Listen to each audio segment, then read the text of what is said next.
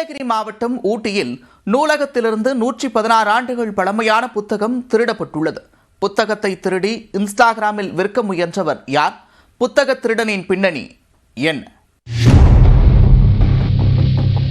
நீலகிரி மாவட்டம் ஊட்டியில் உள்ள மாவட்ட ஆட்சியர் அலுவலகம் அருகில் நூற்றாண்டு பழமை வாய்ந்த நீலகிரி நூலகம் அமைந்துள்ளது. ஆங்கிலேயர் காலத்தில் கட்டப்பட்ட பிரம்மாண்டமான இந்த நூலகத்தில் பழமை வாய்ந்த அரிய நூல்களை பராமரித்து வருகின்றனர்.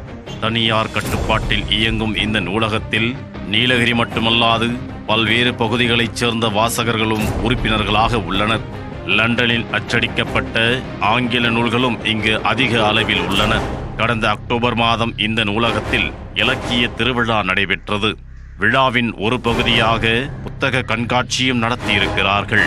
விழா நிறைவடைந்த பின்னர் நூல்கள் அனைத்தும் சரியாக உள்ளனவா என்பதை பரிசோதனை செய்யும் பணியில் நூலக நிர்வாகிகள் ஈடுபட்டுள்ளனர். அப்போது அந்த நூலகத்தில் பராமரிக்கப்பட்டு வந்த த பைரேட்ஸ் ஆஃப் மலபார் என்ற புத்தகத்தை காணவில்லை.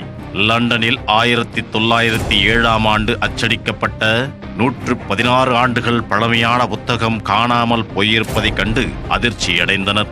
அதைத் தொடர்ந்து நூற்றாண்டு பழமையான புத்தகம் காணவில்லை என நூலக நிர்வாகிகள் ஊட்டி காவல் நிலையத்தில் புகார் அளிக்க வழக்கு பதிவு செய்து தீவிர விசாரணை நடத்தி வந்தனர். இந்த விழாவில் இளைஞர் ஒருவர் நீலகிரி நூலகத்தில் முத்திரை பதித்த பெரிய புத்தகம் ஒன்று விற்பனைக்கு இருப்பதாக தனது இன்ஸ்டாகிராம் பக்கத்தில் பகிர்ந்திருப்பதை கண்டுபிடித்தனர். சம்பந்தப்பட்ட இளைஞர் பெங்களூரில் இருப்பதை உறுதி செய்த போலீசார் உடனடியாக விரைந்து சென்று அவரை கைது செய்து ஊட்டி அழைத்து வந்தனர். விசாரணையில் அவர் பெங்களூரைச் சேர்ந்த கதித்ரா தேப்நாத் என்பது தெரிய வந்தது.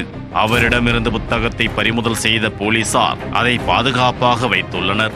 இளைஞரின் அறையில் சோதனை செய்தபோது மும்பை, பெங்களூரு உள்ளிட்ட முக்கிய நகரங்களில் உள்ள நூலகங்களில் இருந்து திருடப்பட்ட ஏராளமான புத்தகங்கள் இருந்தன. பழமையான இன்னும் இதுபோன்ற